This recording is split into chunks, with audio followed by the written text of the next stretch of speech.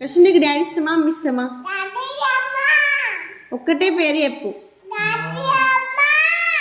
ఒక్కటే పేరు చెప్పు.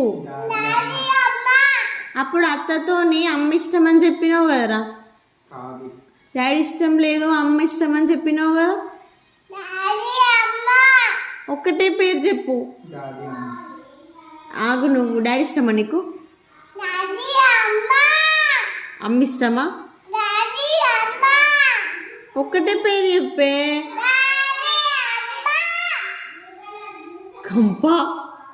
డాడీ ఇష్టమా అమ్మ ఇష్టమా? ఒకటి. డాడీ ఇష్టం లేదు కదా నీకు డాడీ ఇష్టం లేదు కదా,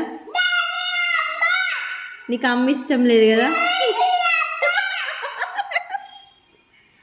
అయ్యో మిస్ అయింది.